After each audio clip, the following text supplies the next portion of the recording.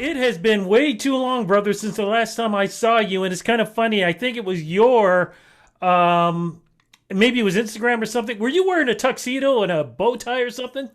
Yeah, and it's funny you caught me in the car here today. I had to return the suit before they charged me another day. So I had to drive into Winnipeg. Yeah, we were at a wedding last night, so it was a lot of fun.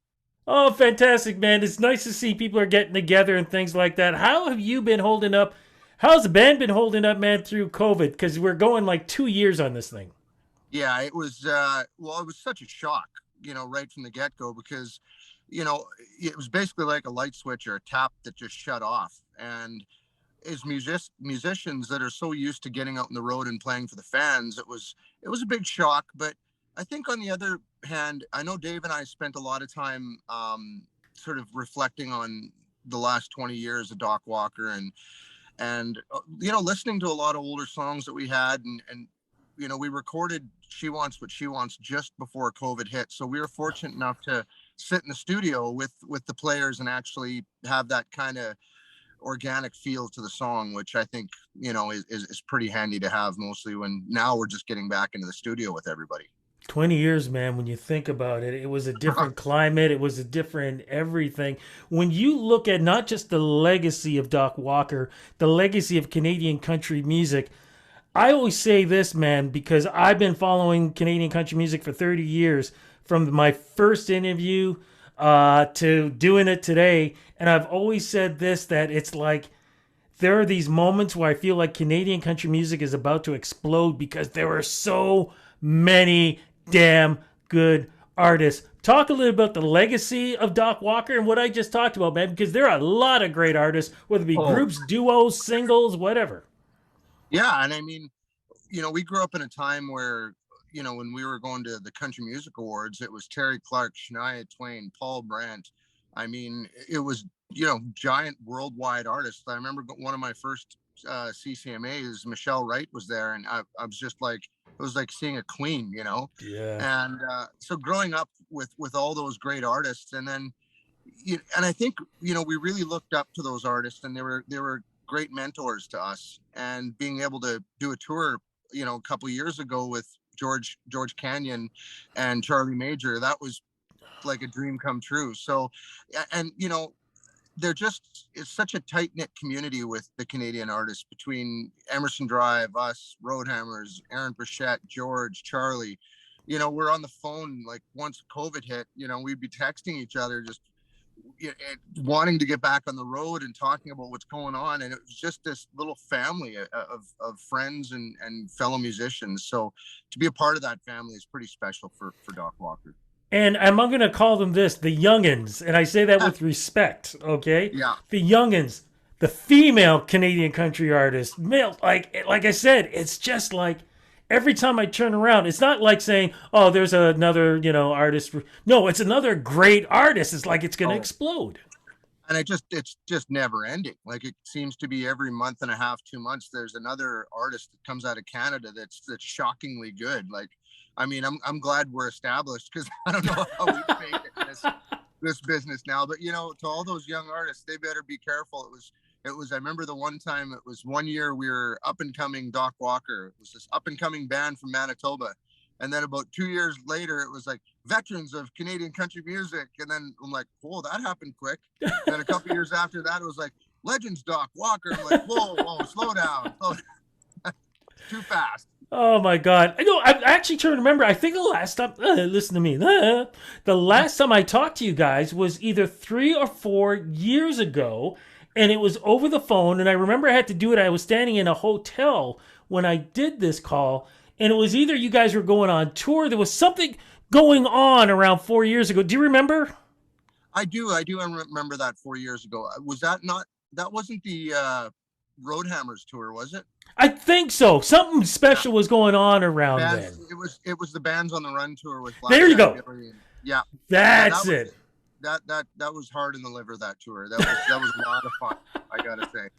So, how do you think your life changed being at home and not being able to tour? Like, was it really itching at you, or were you able to maybe do some things that you weren't able to do before?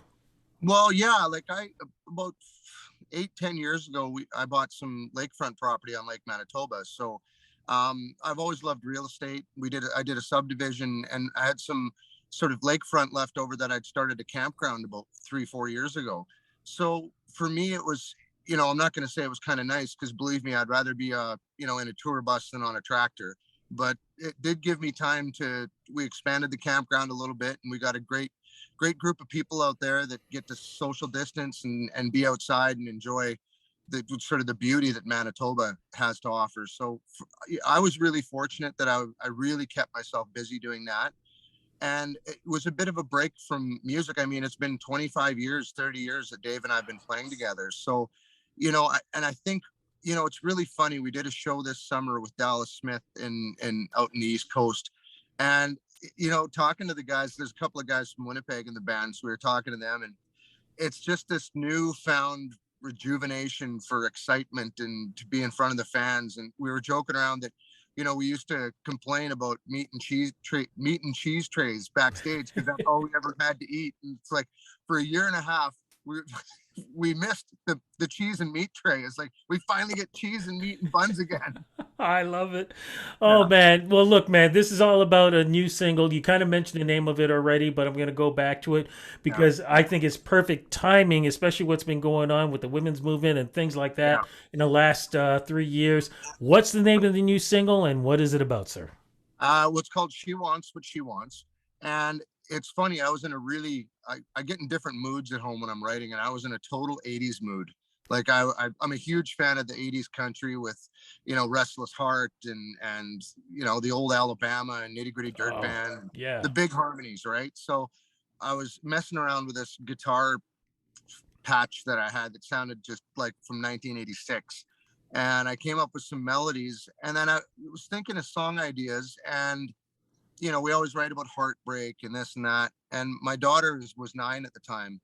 And for some reason, it kind of dawned on me that someday she's going to have a broken heart. And as a father, it's just life. There's nothing you can really do about it.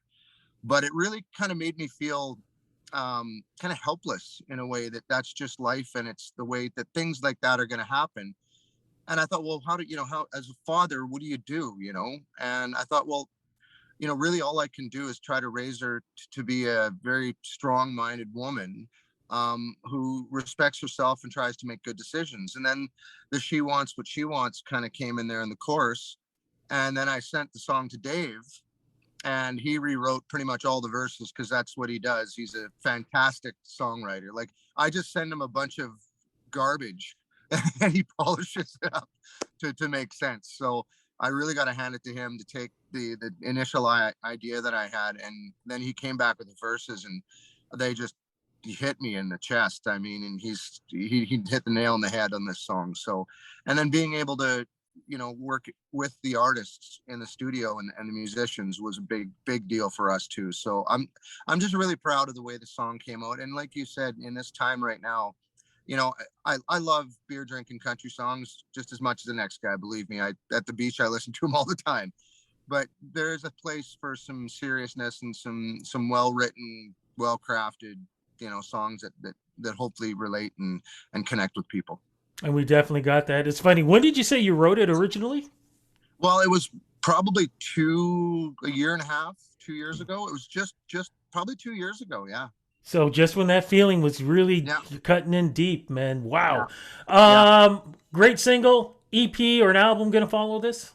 Oh, for sure. Yeah. Dave's got a couple singles that he's been working on, Nice. and they're fantastic. There's an idea for a cover song. Doc Walker's always done some strange cover songs in the past with Genesis and Delamitri. So we've not going to let the cat out of the bag, but it's a song probably from the late '80s, early Nice. '90s that I've always loved, that I'd love to redo. Fantastic. What about performances? I know we're leading up to, the end of the year. Any shows going to be coming up for you guys? Yeah, yeah, we're playing November 5th in Winnipeg at the casino, and the stupid fly. Uh, Dude, they're same thing here in Toronto, man. Crazy. The second you open up the window, they're just like, "Oh, we're home." You got to Yeah, no beat them out of kidding. your car. I'm Jeez. not paying rent. Anyway, yeah. So the casino on November 5th at Club Regent Winnipeg, and it's a fantastic venue. It's the crew is amazing, the staff, the sound. It's a great place to enjoy, and it's so nice to be out playing again. And hopefully, like Dave and I do a lot of acoustic shows in small communities to sort of help out community halls and keep us busy. So, if people just want to follow us on Instagram, Facebook, and Twitter, and all that fun stuff that they have out now, then anytime we have any new shows, we always put it up there and throw some ideas out. Fantastic. Look, say hello to Dave for me too. I'm going to let you go so you can get home and get some chill time. Appreciate the interview. Love the new single. Looking forward to new music and crossing fingers, man. Hopefully, sometime next year, Boots and Hearts, when it's really up and kicking, you guys will be down here. We can do an interview one on one. Really looking forward to you guys coming back to Ontario. Awesome. I'd love that, man. Thanks a lot. Be safe. Okay, take care.